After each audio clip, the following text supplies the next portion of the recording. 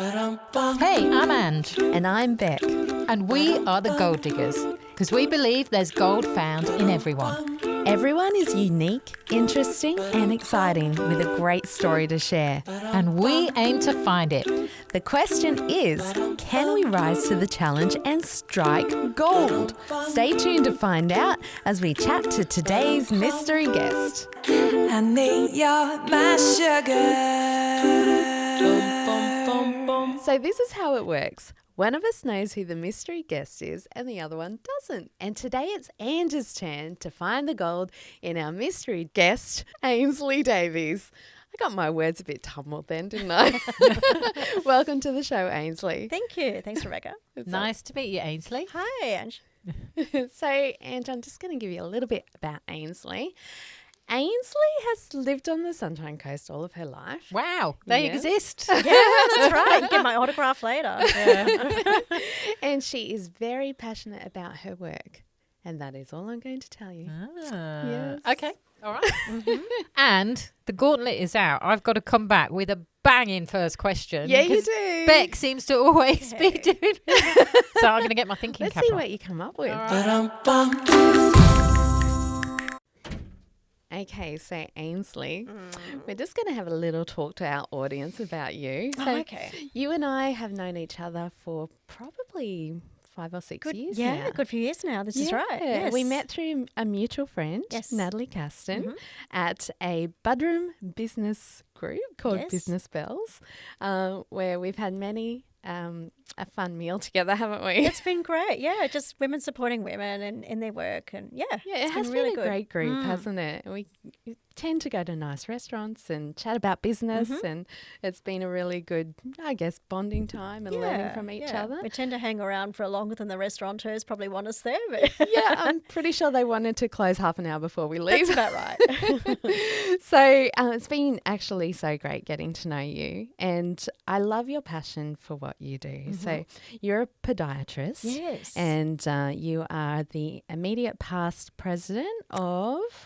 The Australian Podiatry Association. That's right. Yeah. So that's for all of Australia, isn't it? This is right, yes. Pretty So big deal. I've been on the board for just over 10 years. Yes. And I only just stepped down on Saturday. Wow. So just last week. That So is yeah, fresh. that was a huge change. So still coming to terms with that one. Yes. But I'm going to move from one passion point to another. Great, So yeah. which we're going to find out when Angela digs. So we'll tell that story. And you also run your own podiatry centre, don't you? Yes, yeah. I've had the practice for over 30 years now.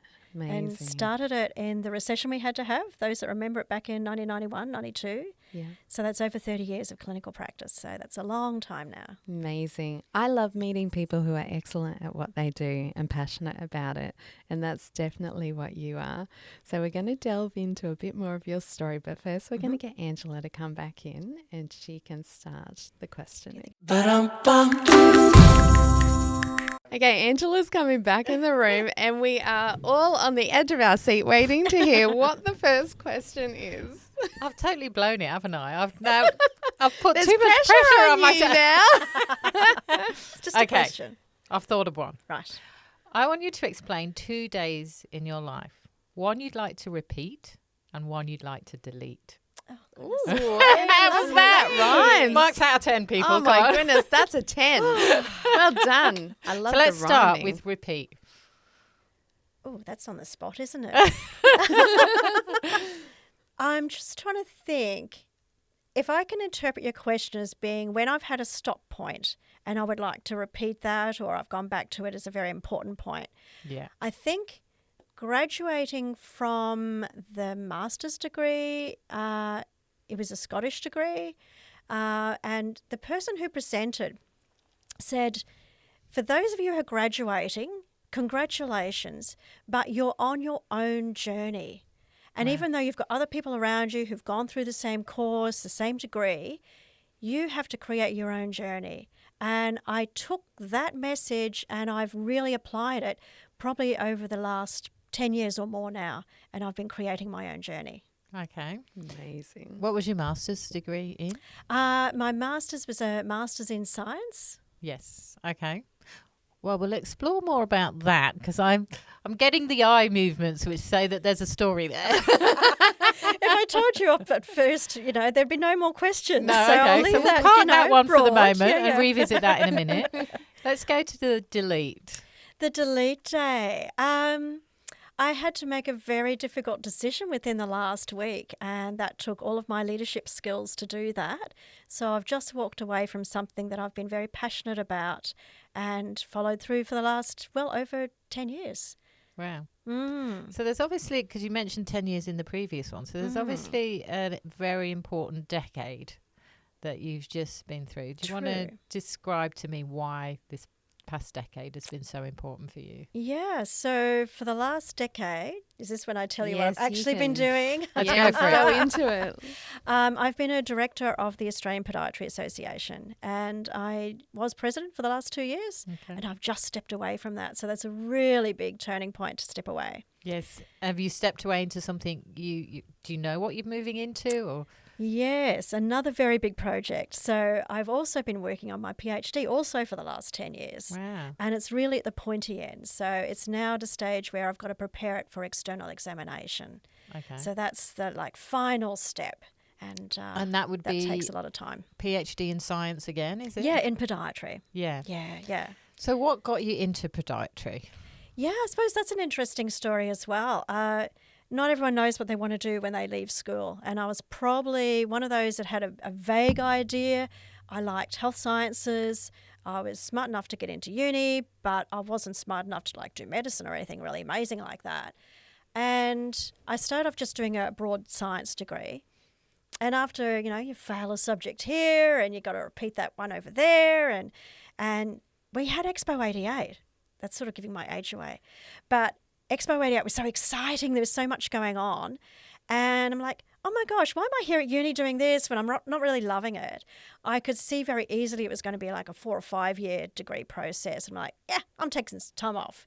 And I took some time out, had a little bit of a break, just went and worked for a while. And I think through that I found someone who went to school with me. She was studying podiatry. And I just looked into the course and I go, yep, that's for me. It was 3 years. It got me through with a degree. I knew exactly what I was doing when I got to the other end of it. And yeah, I've just gone on from there. Okay. So was there any particular thing that drew you to podiatry in particular? I think I had a family history of a lot of nurses in my family. And I looked at nursing and I thought, yeah, I don't know if that's quite my thing. It was the shift work and all the rest of it. I'm a fairly quiet introvert person. I was certainly a lot quieter back then than I am now. But working on one-to-one with people was more my strength. Yeah. So that's where you are in this consultation process. So that's where my listening skills in particular were a strength I wanted to use. And yeah, just get to the end of 3 years, get a degree, get some money because, again, it was the recession we had to have back then. So that And gave so you a job. you've been practicing on the Sunshine Coast for that whole period? All that time, yeah. You'd have to really love feet I to know. be doing what you've been doing for 30 years. It is, yeah. I think you'd be odd if you didn't have a little bit of factor when you first start. And, when I was teaching, the students all had that sort of, approach. I don't think there are many that go, oh, I love feet. We're not really weird people or anything like that. But it's just about caring for people. And as long as you care for people and you listen to them and you're able to take on board what they say and match with what you know, that's what a consultation is, and that's where you take people. I always used to say I could never imagine being a gastroenterologist and a podiatrist. They're the two professions that I would probably turn my nose up at. So it's great that you love it so much and have been able to maintain that for 30 years. Most people You really probably have consider no it. sense of smell. Do you get some doozies? Well, it's interesting you mentioned the smell thing. So my area of sort of special interest is around diabetes. And of course, sometimes people end up with wounds with diabetes. So your sense of smell is actually really important in that case. So you might be able to pick up on infections and things too. So you soon get over that icky bit because you are dealing with someone else's, their life and their mobility, quite frankly. If your feet aren't good, you can't keep moving and doing all the things you want to do. So it's really important, the aspect that you're taking in, and helping them with. So talk me through this decision of putting that aside now and moving away from that. That would be a big decision to make. Yeah. Like so many decisions, it's sort of almost made for you. Wasn't quite the plan, but I think sometimes a quick decision's a good decision because you're really focused on it at the time. And I've just had to reflect on how I want to spend my time. My parents are older; they're in their 90s, and I just want to be there for them in this last phase, so that there's no conflict and I don't have regrets about my use of time when they pass. And with the PhD, well, it's been a bit of a rough journey, quite frankly. That's another story for another day. But I'm living on borrowed time with that, and I really just want to get that concluded, and then move on to the next thing. What did the presidency entail? Like, what was required of you during that time? Yeah, it's been a lot of work. Obviously, to get to presidency, you've got to be one of the best podiatrists in Australia, really. It's not just your clinical skills. So I probably was quite ambitious and strategic, I guess, to a point to get to that. I took a very long journey. So the journey went from, I'm really passionate about it. We had a state-based group to start off with. And I just started writing a little article in their magazine. And it was just a reflection of some of the experiences I'd had in the UK and doing my master's over there. Because I thought that was really great to be able to share things from a different culture and a different jurisdiction as such. Because how they practice is different to how we practice. How they practice in America is different to how we practice. So I like that really international sort of perspective. So I started just writing these little articles. And then that grew to a role of supporting the profession in its continuing professional development. So like all professions, we've all got to do a certain number of hours a year in CPD. And that meant I had to coordinate different people and do some courses, and so that the profession could keep up to date with things. So I was just coordinating that. So these things were all sort of fairly volunteer to start off with. Then after a few years on the State Board of Queensland, then I ended up going across to the National Board. So I was the Queensland representative. And that continued for a number of years. So I'm thinking, this is a company. This is really important what we're doing. I mean, a director role is a very significant role. You're the breathing heart of a company. And I thought, I've got skills in what I do running my own business, but I really need to upskill a bit more here. So then I went and did an MBA, so business administration degree. And that was a pretty intensive couple of years to get that done. So you'd already had a master's in podiatry. Yeah. And then you went and got a master's in business administration. True. Yeah. And these were all my single years where, I had plenty of energy to, study at night or whatever. That was fine. That was pretty exhausting getting that done. So that was at the local University of Sunshine Coast, and we were the first cohort to go through there. So I'm probably one of those people that likes to, jump off early and, get out and do things. After doing that, I felt as though I had more fear in me about running a business and a company. Once you've trained, you know where the pitfalls are, or have a better idea of where the pitfalls are.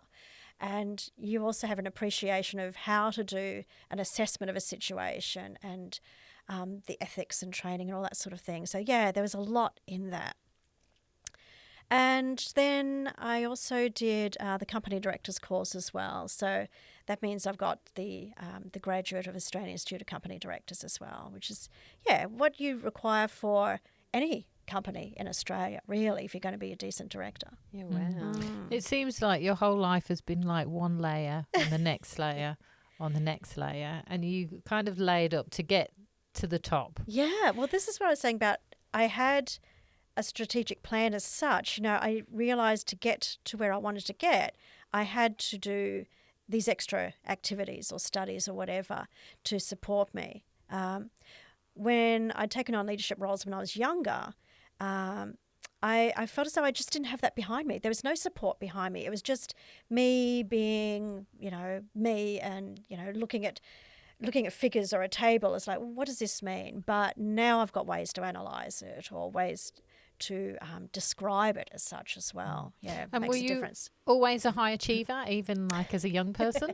Yes. Yeah. Yeah, I think so. For me, it was more in sort of academic work. I'm not sporty. I'm not going to be out there getting all sports medals and things like that. But yeah, doing academic work was more my thing.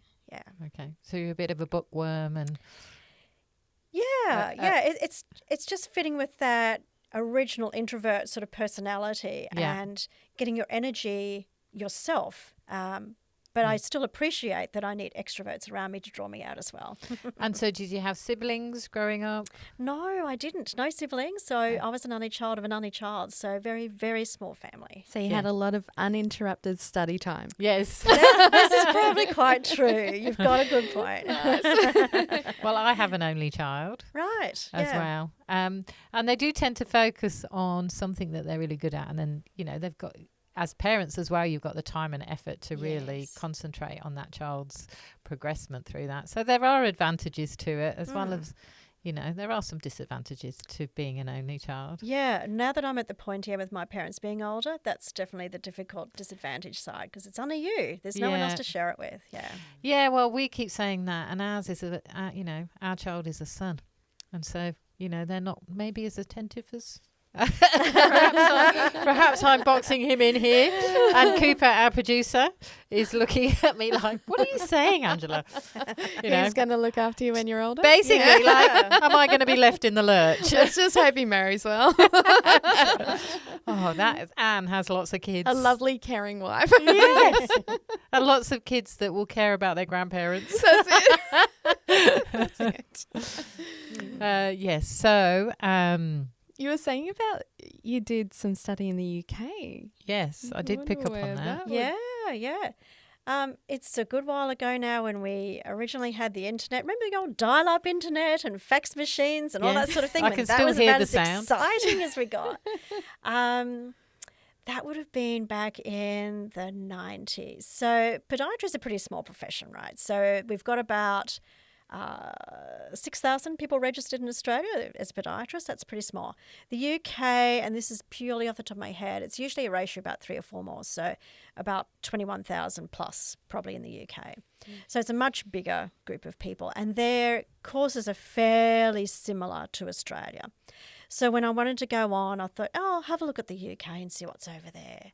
And I'd graduated from a diploma rather than a degree. I was the last year of the diploma, and they had a course which was a bachelor upgrade. And I'm going, 1 year, get it done, get your bachelor's, then I can have another think. Do I want to go on and do more podiatry, or do I actually want to do medicine? Where are we at? So I had that year of doing the upgrade.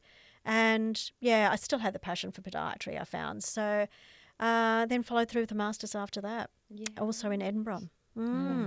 So what is the most fulfilling thing about what you do or have been doing? It's just the reward of people having a relief as soon as you've seen them. So you're relieving pain with, be it an ingrown toenail or a corn, they're your basic things. But then there's the big items as well. Like if you've got someone with a diabetic foot ulcer or a wound, that's going to be a long-term relationship that you're building with them. And you're taking them from a situation where they may feel a little bit out of control of it. They need someone to be able to trust, to be able to take them through that journey. And you're in a role where you can coordinate between GP, footwear manufacturer, other specialists and that sort of thing.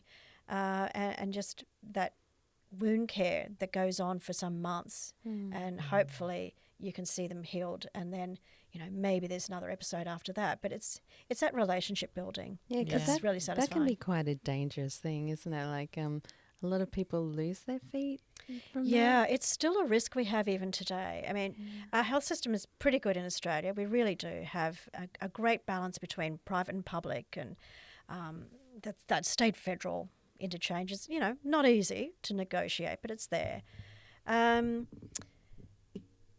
We still have a lot of minor amputations, not as many major as we used to, but... Is it common for people to have their toes amputated Yeah.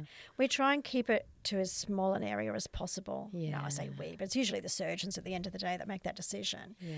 But we tend to use the figure of like 80% can be prevented or actually treated so that they don't actually go on any further. But even after all those years of work and practice, it never ceases to amaze me how quickly bacteria work. Oh my goodness! I mean, bacteria don't sleep, right? You know. So you've got almost like a 24-hour window or a 48-hour window sometimes to actually stop an infection from going further, or you want to capture these things really early, and you want people to identify these things early. I went to see a podiatrist a few weeks ago. Did you?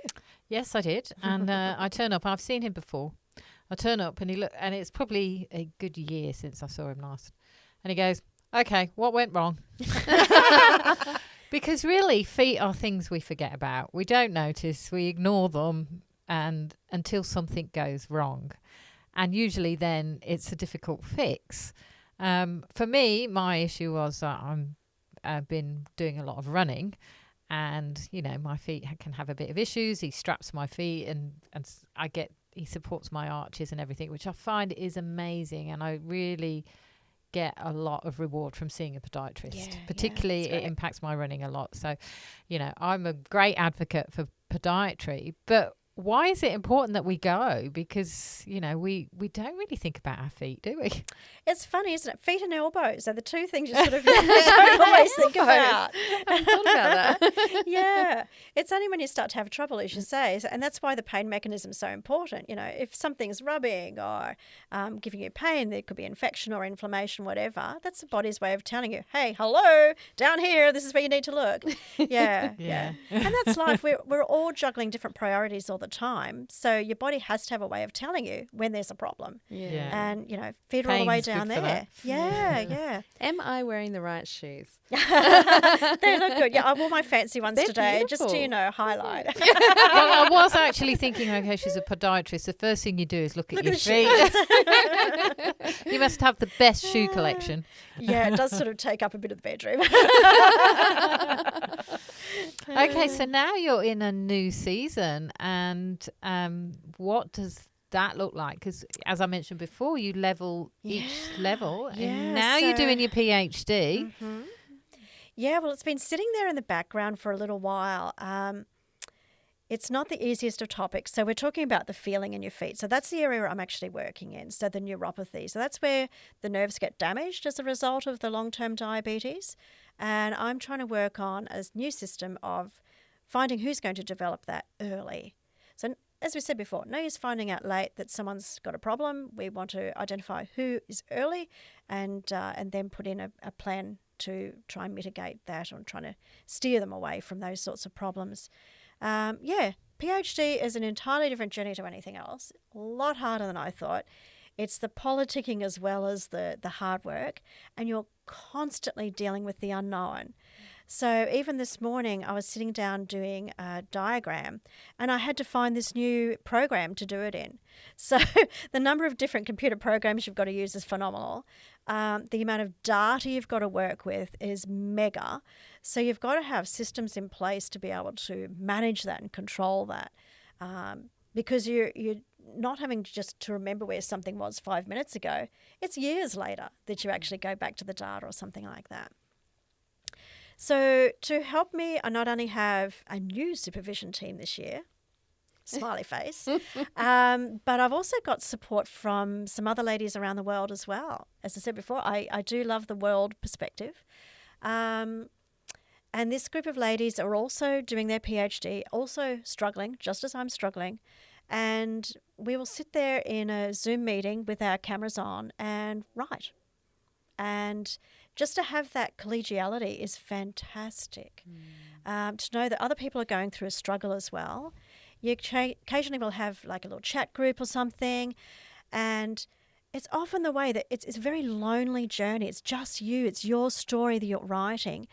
And you think you're the only one who's struggling with writing, sitting down, juggling family and writing. But you find, oh my goodness, they're in the same boat as me, you know. And you can really build each other up and grow that way. So what makes you want to persevere? then if it's such a difficult journey and it's a struggle, what's the self-talk you have to make you keep going? Your why. So my why keeps on changing, I have to admit, and that's part of our reflection as well. So why at this point is just to get it done. Not let them beat me as such. I also just wanted to know the answers. If you ask anyone who works in the field of diabetes or podiatry and diabetes or even endocrinology, when you start talking about the neuropathy and the nerve damage, there are so many unknowns. So I'm really working with this cloud-like thing that no one quite can pin down. And then I'm trying to put a scaffold on a cloud, it is my way of describing it, which is pretty difficult. So there's a lot of unknowns sitting out there, and the more we do research on it and the more we look at things from a different perspective, the more we can actually build something that's usable, I'm hoping. Yeah. Wonderful.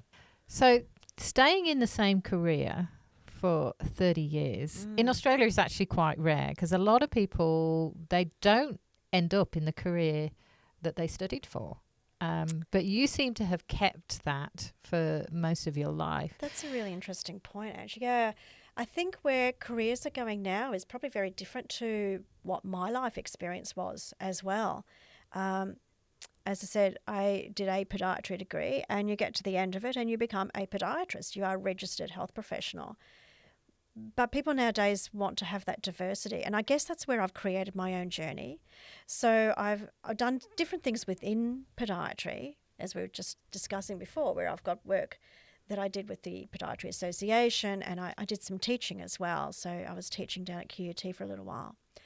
I can see a number of younger people doing things in research and development, so product orthotic design, manufacture, that sort of thing.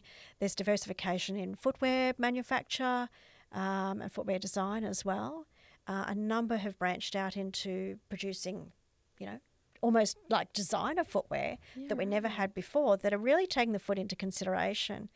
There are a few brands out now that are coming from that anatomical podiatry understanding and are actually putting like padding into the shoes and features that we know make the shoe work better, rather than just a design based on fashion, which was purely the focus before. Because your shoes are very fashionable. They're fashionable and functional, and I think that's really important. But you must have been very passionate about this to have maintained this for so long. Is this your only passion, or is there something else? I think I just like living life with passion, because without that, where are you? I think it's hard to find your thing as such. Yeah. I know with my own dad and family, it's not straight away, not when you first leave school even. Those first few years are actually really difficult, because you've had someone telling you what to do all the way along, and then you've got to start directing things instead of everyone else directing it. It's because he did multiple things before finding his passion, and his passion was then travel. So I've had that same understanding that, okay, it's all right to mess around a little bit when you're younger and just sort of, try a few things out. But eventually you need to have that passion and drive to get you through life. You mentioned earlier about knowing your why. So what is it that even previously to this point, what is it that's made you get out of bed every morning and saying, I'm going to live this day to the best? I guess at this point I'm very task oriented. So it's really just that I've got other tasks to do to fulfill those goals. I've learned a lot about the strategy and goal setting, and that was probably through those different studies and things, because I could reflect on, I see other people who don't necessarily have that strategy and goal setting skill set, or they don't actually want to follow strategy and goal setting.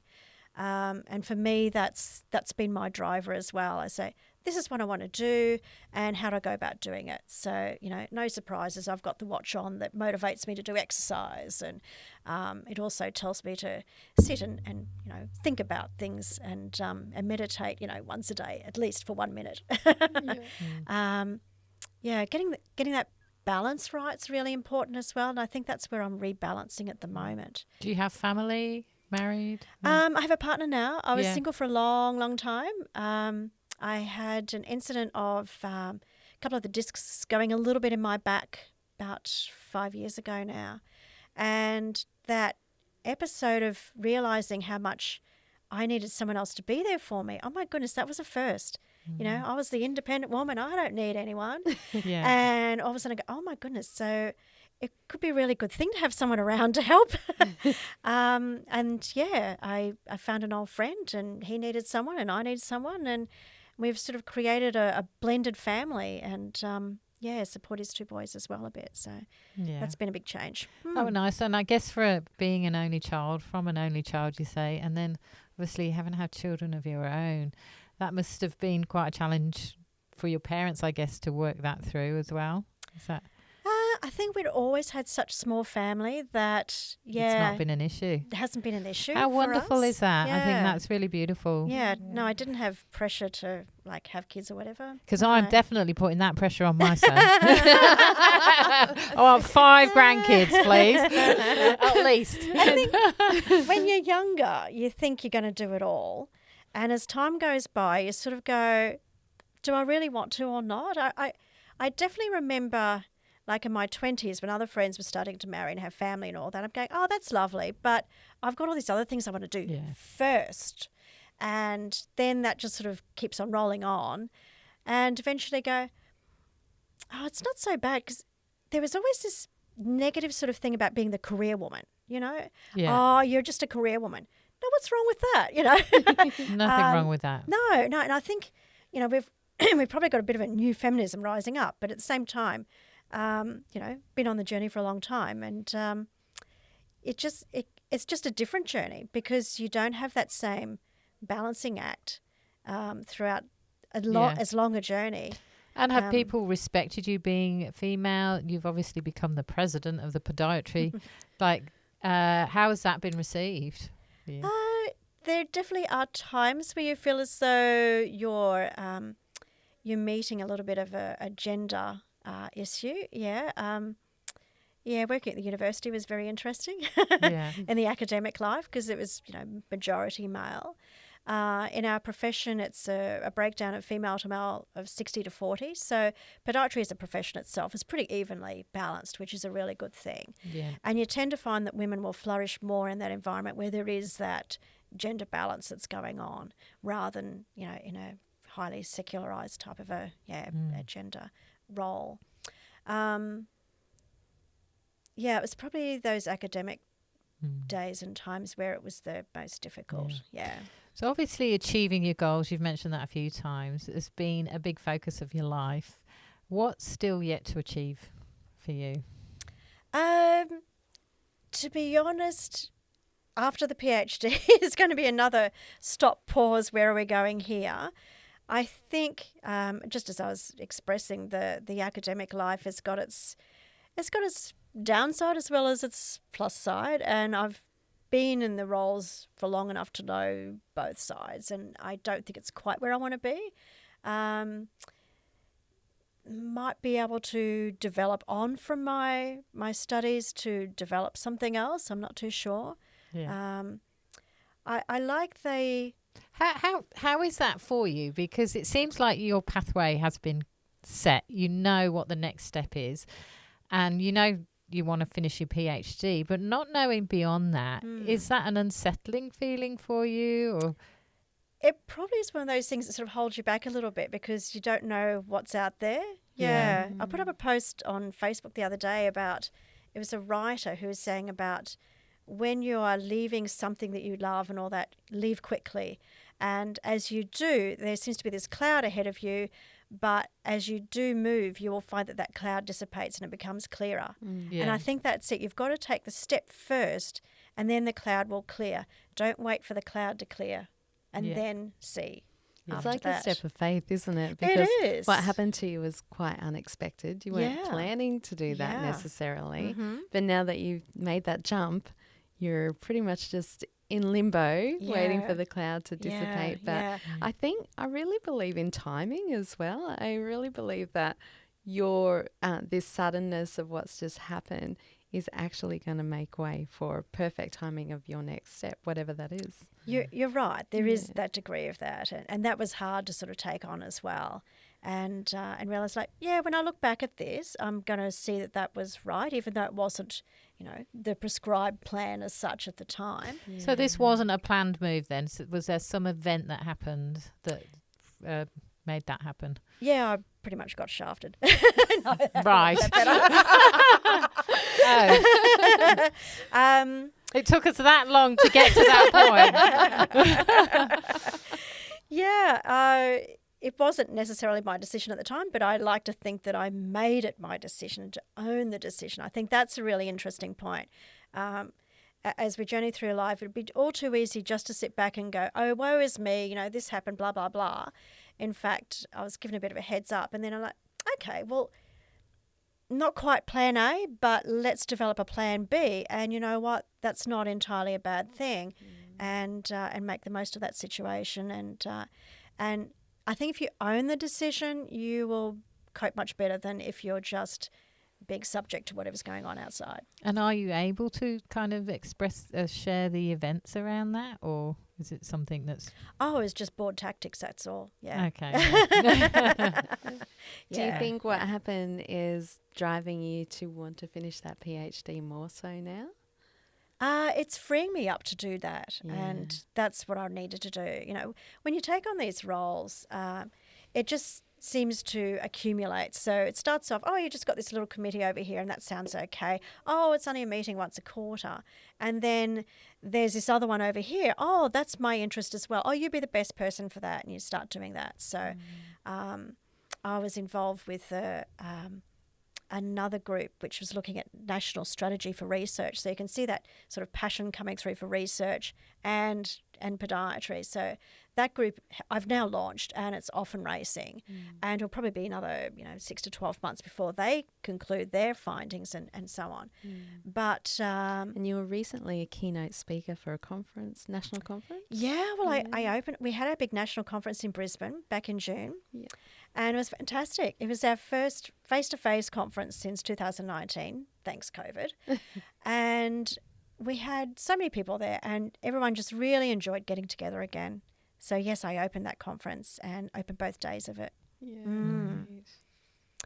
So, getting up on the stand and, public speaking and all that. So let's look into your background then. So you're an only child. Was it a happy home? You were obviously very intelligent and studious, liked your own space. But what was your home environment like?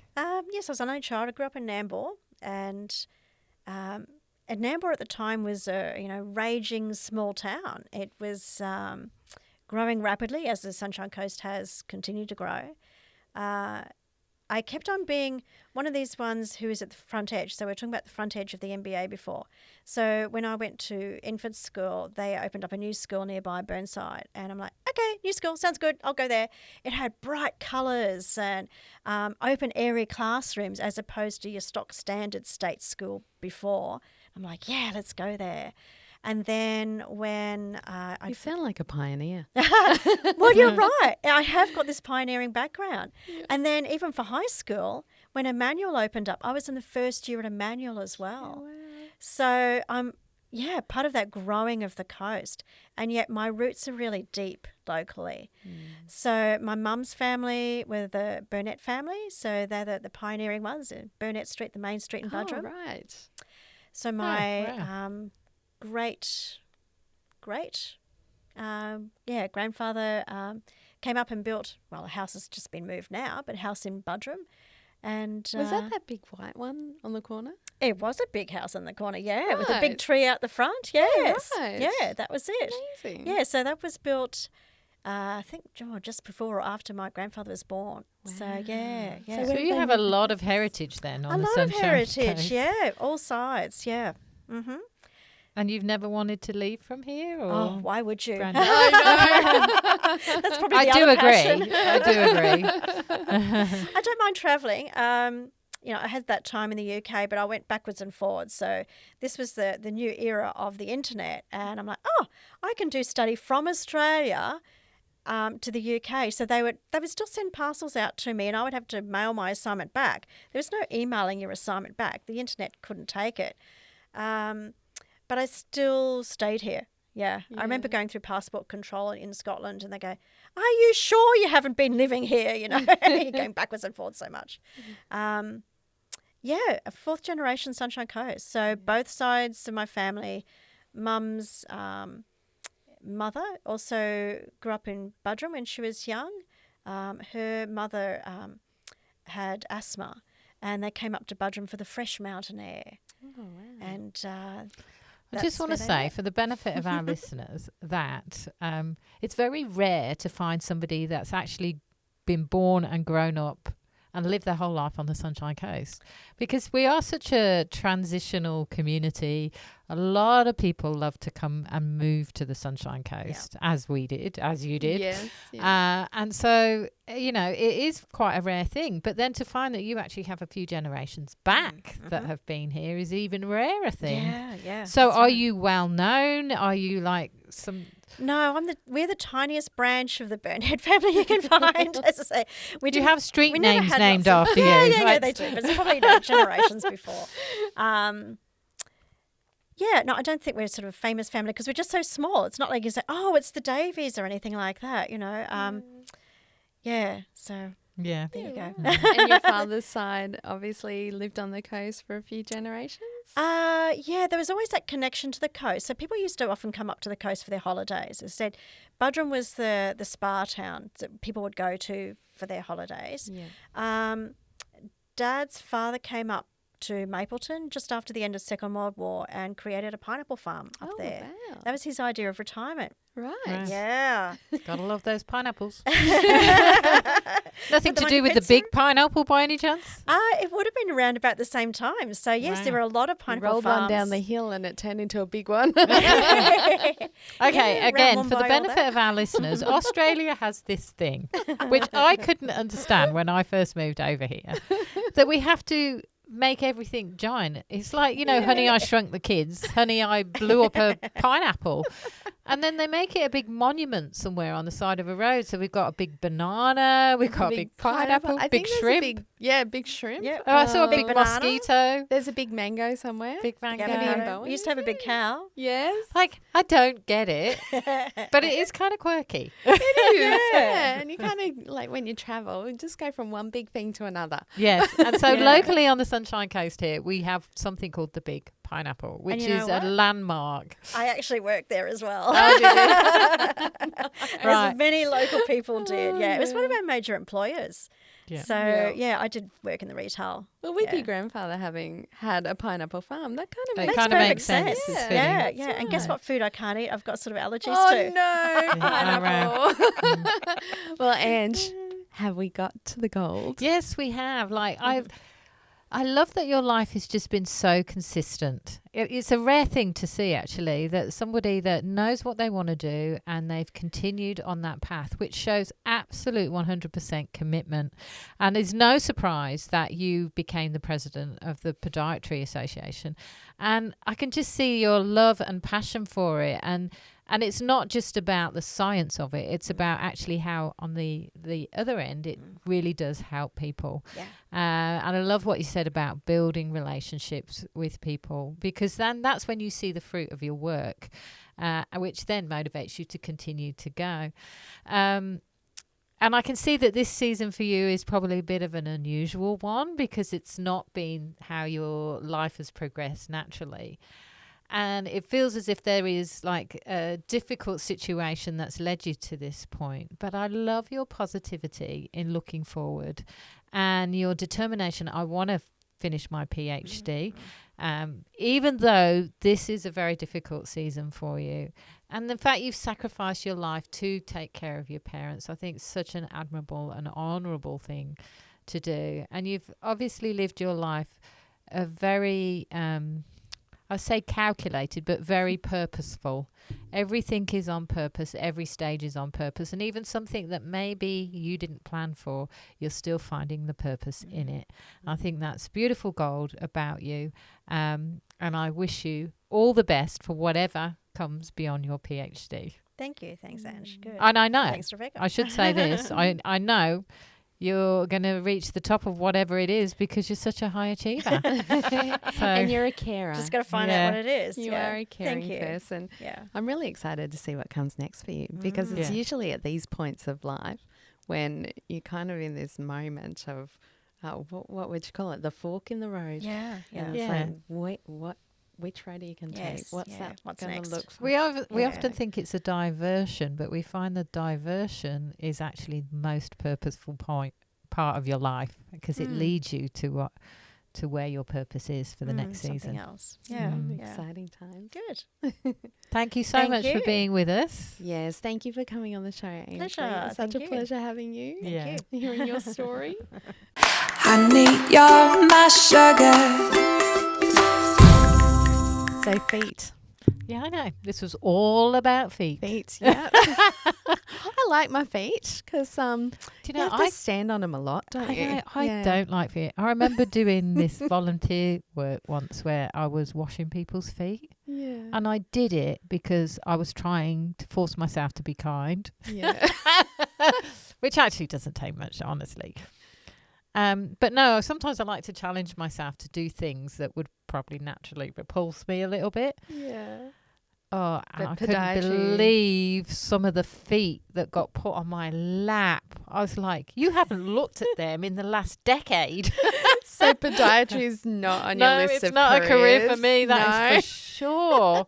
But isn't Ainslie so passionate about it? And I love that. I love when someone does whatever they do excellently, and she does. But the thing that really stands out for me is not just how she does it excellently, but how she's done it for so long. Yes. So excellently. And like, I mean, I think it's such a disposable world that we live in. We think, oh, okay, I've done my fill with that now. I'm going to move on to the next thing. But she's been so committed to it so consistently. Yes. That's really admirable to That's me. right. And She's you made it don't her- hear that in many people's careers anymore. They've swapped and changed all over the place. That's right. And she's made it her life's purpose to look after people's feet and to get as much research behind it as possible, to know as much, to be a part of as many groups as possible, to the point that she was president of the APA. So Yeah. amazing.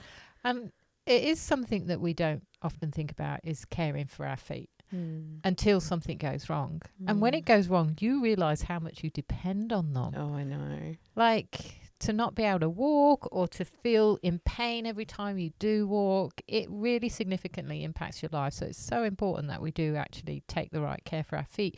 Even simple things like wearing the right shoes and, just hygiene with your feet. I've always thought it's always worth paying a little bit extra for a good pair of shoes and just making them last a little bit longer because you've paid the extra for them. Yeah. But I think it's totally worth it because you wear the wrong shoes and you're worn out too early in the day to be able to keep going. If you wear the right shoes, you get a lot more longevity, don't you? Well, that's right, yeah. Yeah. And who doesn't love a pedicure? I love my pedicures. I can't stand a nail file though. Ugh. It's like scraping your fingers down a blackboard. Yeah. Yeah. Oh, well, I'll have your pedicure. Okay. Pedicure. Happy for a foot's sake, anytime. Yeah. The thing we didn't talk about much, which I kind of wish I'd pulled out in the interview, was really the impact for diabetic patients with foot care. And I really think that's something that she's obviously very passionate about because it really, really does help, and it can prevent amputation and, serious complications with your feet for diabetic patients. So. Yeah, it really is a serious thing and an ongoing thing that hasn't really been clenched in the medical field yet, has it? Not yet, but so who many. says when she gets her PhD Oh, yeah. that she's not going to be the one to do it? That girl's going for it, tell you. She is. She's going to go places. She She already certainly is. Amazing. So that's it for today's podcast. You'll find us on all the major podcast platforms. The podcasts come out every Wednesday. We'd love to hear from you on our socials, the Gold Diggers Podcast. Tell us about your story so we can find the gold in you.